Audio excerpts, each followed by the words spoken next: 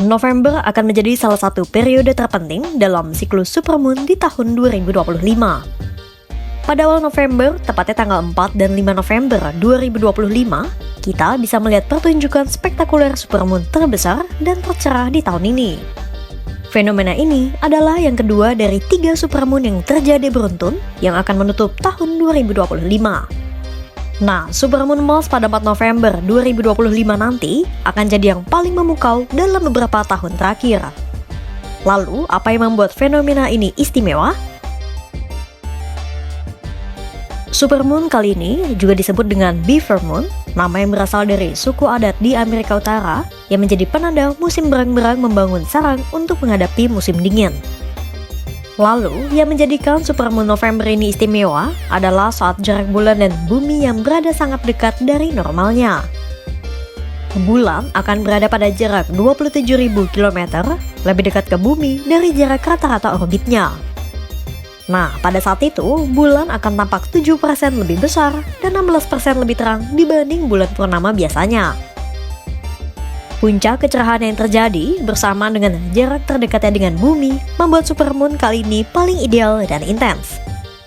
Kecerahan ekstra supermoon kali ini cukup kuat untuk meredupkan cahaya bintang-bintang di langit dan membuat bayangan halus di tanah. Sebuah efek langka yang hanya terjadi pada supermoon ekstrim. Cahaya yang terpancar pun akan terlihat berwarna keemasan.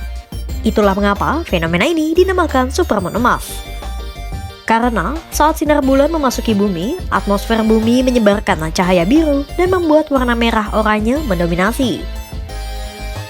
Nah, untuk menikmati supermoon emas, kamu tidak perlu alat khusus. Cukup cari lokasi dengan langit cerah dan minim polusi cahaya, maka supermoon emas bisa dinikmati dengan mata telanjang.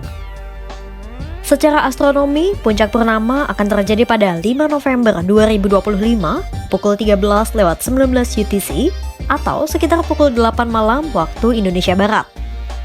Namun, waktu terbaik untuk menikmati keindahan supermoon emas adalah pada jam pertama setelah bulan terbit di ufuk timur. Meski bulan purnama selalu menjadi pemandangan cantik di langit malam, namun fenomena ini juga memberikan efek terhadap bumi.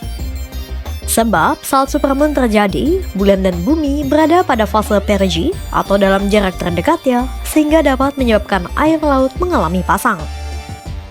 BMKG memperkirakan sejumlah wilayah pesisir di Indonesia berpotensi mengalami banjirop akibat air laut pasang. Hampir seluruh wilayah pesisir di Indonesia berpotensi mengalami banjirop sejak awal hingga akhir November 2025. BMKG pun mengimbau masyarakat agar selalu waspada dan siaga untuk mengantisipasi dampak pasang maksimum air laut dan memperhatikan update informasi cuaca maritim dari BMKG.